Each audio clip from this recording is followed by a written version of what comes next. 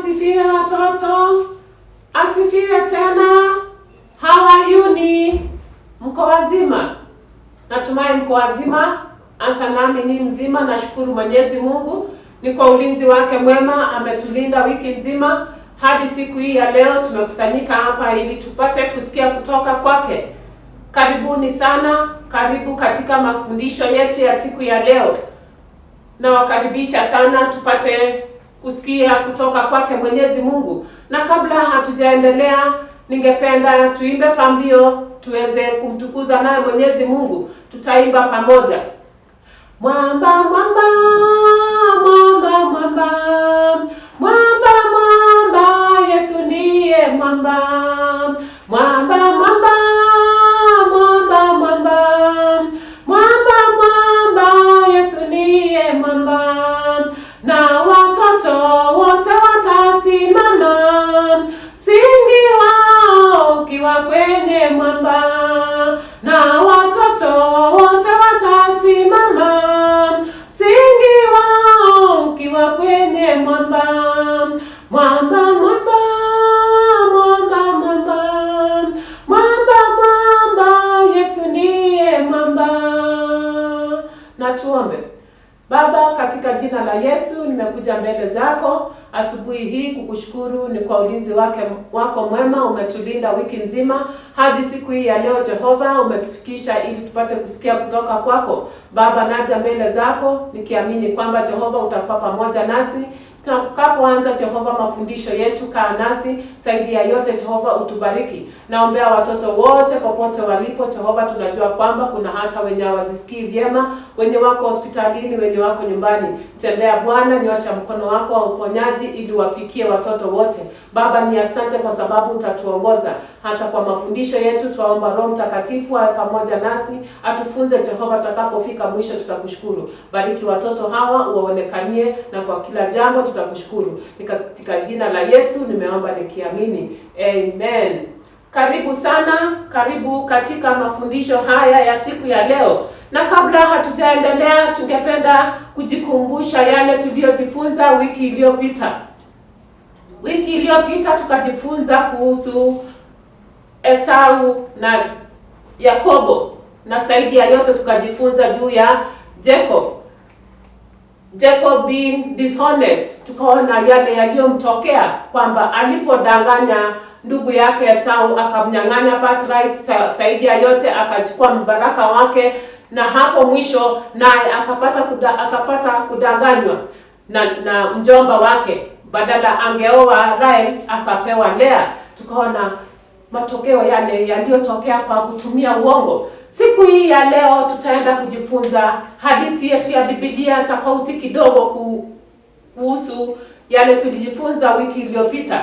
Lesson yetu ya siku ya leo tutaenda kuipata kutoka kitabu Biblia zetu, na topic ya lesson yetu ni the destruction of Sodom. The destruction of Sodom, kuharibiwa kwake Sodoma na Gomora.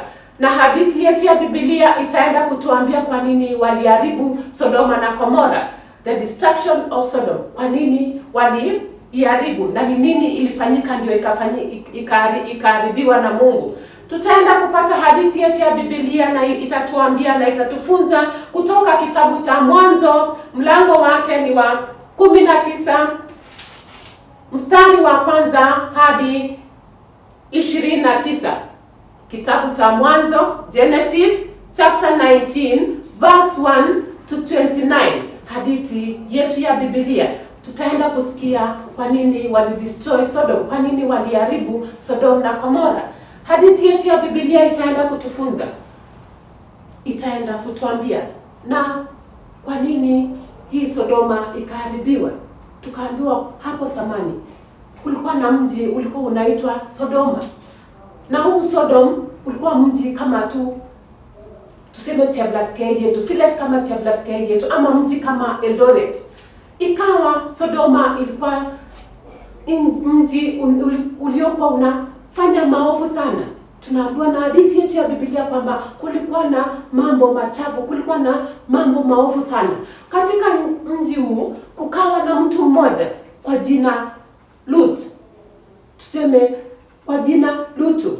Ikawa huyu mtu Lutu alikuwa anamjua Mungu, alikuwa anampenda Mungu sana na alikuwa anafanya mambo mazuri. Lakini mji ule wa Sodoma na Gomora, watu wa mji huo walikuwa wanatenda mambo mabaya sana, mambo maovu. Walikuwa wanafanya kinyume na mapenzi ya Mungu. Biblia yetu ikatuambia kwamba kule Sodom kulikuwa na mambo machafu, maovu, watu walikuwa wanapenda raha, walikuwa wanatenda dhambi, walikuwa wanafanya vitu mingi kinyume na mapenzi yake Mwenyezi Mungu. Kukawa na huyu mtu mmoja Lutu, alikuwa anapenda Mungu sana. Lutu alikuwa anampenda Mungu na alikuwa anatii yale Mungu alikuwa anaambia yeye. Tukaona huyu Lutu alikuwa na ukoo na Ibrahimu. Wakati huo Lutu alikuwa, siku moja Lutu alikuwa amewekwa mlangoni, gate, tuseme gate kama hiyo ya mji ule ya kuingia katika mji ule wa Sodoma. Naye alikuwa anakaa pale akiwakaribisha wageni wenye wanaingia na wengine wakitoka. Lakini kazi yake ilikuwa kukaa pale akiwakaribisha watu wenye wanaingia katika mji ule na wenye wanatoka. Siku moja tukaambiwa kwamba watu wawili wakaja. Na wale watu wakaja mpaka mlangoni pa mji ule. Lutu alipowaona akawafurahia sana na akawakaribisha. Akawakaribisha sana kwa moyo mzuri. Akawaambia karibuni sana, karibu katika mji huu, na zaidi ya yote karibu twende kwangu. Wale watu wakasinzia kidogo hivi, lakini Lutu akawasihi sana. Hakuwajua ni nani, hakujua ni kina nani, akawakaribisha akawaambia tafadhali. Wale watu walijaribu kukataa, akawaambia tafadhali twendeni kwangu, nikawapikie chakula, mkale mkalale, ili kesho murejee kwenye mnatoka. Kidogo kidogo wale watu wawili wakakubali, wakaandamana na Lutu kwenda kwake. Walipofika kwake, Lutu akaandaa chakula, familia yake Lutu akaandaa chakula. Samani ilikuwa desturi ya kunawisha watu mikono, kunawisha watu miguu. Wakafanya vile, Lutu pamoja na familia yake wakafanya vile, wakawanawisha mikono, wakanawisha miguu, na wakawakaribisha, wakala pamoja na wakalala. Tukaambiwa kwamba katika Sodom watu walikuwa wanatenda maovu. Kumbe wale wageni walipoingia, Lutu alipowakaribisha, wenyeji wakawaona, wakawafuata kwake Lutu. Walipofika kule, wakasihi Lutu awatoe wale wageni nje ya kwake ili wawafanyie maovu. Tunaambiwa kwamba watu wa mji ule wa Sodom walikuwa wanafanya maovu sana, walikuwa wanafanya tabia mbaya, walikuwa na vitu nyingi sana kinyume na mapenzi yake Mwenyezi Mungu. Wakafuata wale wageni mpaka kwake Lutu, wakaambia wawatoe nje ili wafanyie vile wanavyotaka. Lutu akawasihi akawaambia, tafadhali msiwafanyie wageni wangu venye mnataka. Kama mnataka, niko na binti wawili nitawapa ili muwafanyie venye mnataka. Wale watu wakakataa, wakasema tunawataka wale watu muwatoe nje. Na kumbe mnajua nini watoto? Kumbe wale wageni wawili wa Lutu walikuwa malaika. Walikuwa malaika wa Mungu. Mungu alikuwa ametuma malaika waende wachunguze nchi ile.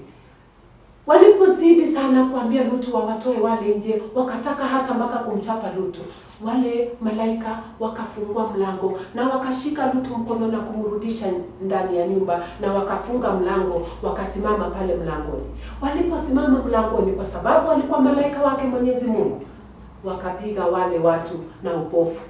Wale watu wakakosa kuona. Tukaambiwa, Biblia yetu ikatuambia kwamba malaika wale waliwapiga wale watu na upofu, wakakosa kuona. Walitafuta mlango. Biblia inatuambia walitafuta mlango ili waingie ndani kuharibu wale wageni, lakini hawakuweza kuona, kwa sababu wale malaika walikuwa wamewapanish, wamewafanya wakuwe vipofu, hawakuwa wanaona tena. Walijaribu kutafuta mlango wafungue waingie ndani, hawakuona. Walipochoka kutafuta mlango, wakaanza kuchoka, wakapumzika, wakakaa. Hapo ndipo Mungu alionyesha hasira yake juu ya Sodoma. Malaika wale wakaambia Lutu kwamba tunataka utoke katika nchi ya Sodoma, kwa sababu Mungu anataka kuiharibu, kwa sababu Mungu anataka kuichoma nchi. Ambia wakwe wako Sanya watoto wako pamoja na mke wako na mkaondoke mkaende mbali kabisa, kwa sababu Mungu anataka kuangamiza nchi. Tukaona katika hadithi zetu za Biblia kwamba Lutu alienda kuwatafuta jamii kuambia kwamba tukaondoke, Mungu anataka kuangamiza Sodoma. Lakini wale watu kwa sababu walikuwa wanapenda raha, walikuwa wameingiana na watu wa Sodoma, wakakataa. Wakaona kama Lutu anafanya mchezo. Tunakumbuka Nuhu tena alipokuwa akiambia watu kwamba tujenge safina, wakakataa. Hivyo ndivyo Lutu naye alienda akaambia watu wake tuondoke katika nchi ya Sodoma. Hawakukubaliana na maneno ya Lutu, wakaona kwamba anafanya mchezo. Lakini Lutu alipokuwa akiendelea kuzinzia, wale malaika wawili tukaambiwa kwamba waliwashika mikono, walishika Lutu mkono, wakashika mke wake, wakashika pamoja na watoto, wakawatoa nje ya Sodoma. Hapo ndipo Mungu akaonyesha hasira yake juu ya Sodoma. Mnajua ni nini ilifanyika? Tunaambiwa kwamba Biblia zetu zinasema kwamba alinyesha kiberiti na moto kutoka juu mbinguni na akaangamiza Sodoma. Akachoma watu wote, akachoma kila kitu chenye kilikuwa Sodoma, wakaungua. Baada ya malaika kuwatoa kwa Lutu pamoja na familia yake, Mungu akanyesha, tunaambiwa kwamba alinyesha moto, alinyesha viberiti kutoka juu pamoja na moto, na ikachoma Sodoma ikaisha. Wale malaika walipotoa kwa Lutu, wakaambiwa kwamba nendeni na msitasame nyuma, msiangalie nyuma, nenda mpaka mji Soari. Lutu akakubali, lakini walipotoka nje, kwa sababu mke wake alitamani Sodoma, mke wa Lutu aligeuka na akabadilika, akawa nguzo ya chumvi, kwa sababu walikuwa wameagizwa na wale malaika kwamba msitasame nyuma. Tunaambiwa kwamba mke wake Lutu alienda kufika pale, akatasama nyuma na aligeuka akawa nguzo ya chumvi, kwa sababu Mungu alikuwa amekasirika sana na Sodoma na akawaangamiza. Tunaona jinsi Mungu apendi uovu, jinsi Mungu afurahii mabaya.